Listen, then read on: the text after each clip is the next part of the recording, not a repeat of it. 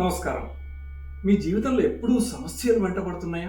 ఏ పని మొదలెట్టినా అడ్డంకులు, ఒత్తిడి, భయం, ఆరోగ్య సమస్యలతో సతమతం అవుతున్నారా? అయితే మీ జన్మజాతక చక్రంలో ఇది ఒక ప్రత్యేకమైన పరిస్థితి ఇందుకు కారణమై ఉంటుంది.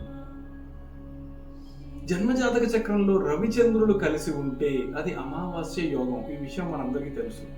లేదా అవి ఒకవేళ వేరువేరుగా ఉన్నా శని, రాహువు, కుజులు వీళ్ళలో కనీసం ఇద్దరి దృష్టి రవిచంద్రులపై పడుతున్నా అలాంటి వ్యక్తికి జీవితంలో ఏదో ఒక రకమైన సమస్యలు పుట్టుకొస్తూనే ఉంటాయి.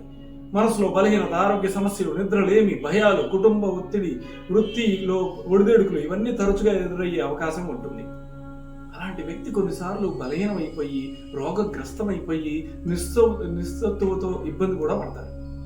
కానీ దానికి చాలా శక్తివంతమైన పరిహారం ఒకటి ఉంది. మీ జాతకంలో కనుక ఇలా ఉంటే కాలభైరవుని పూజ తప్పనిసరిగా చేయండి. లేదా మీ ఇంటి దగ్గర ఏమైనా కాలభైరవ ఆలయం ఉంటే క్రమం తప్పకుండా దర్శనం చేసుకోండి. పూజ చేసి ధూపం, దీపం సమర్పించండి. భైరవుని ఆలయంలో అడుగుపెట్టిన క్షణం నుండే నెగిటివ్ గ్రహ ప్రభావం తగ్గిపోతుంది. జీవితంలో అడ్డుకట్టలు నెమ్మదిగా తొలగిపోతాయి. ఇది అనుభవంతో చెప్పబడిన అత్యంత శక్తివంతమైన పరిహారం. మీ జాతకంలో ఇలా ఉందా? కామెంట్ చేయండి.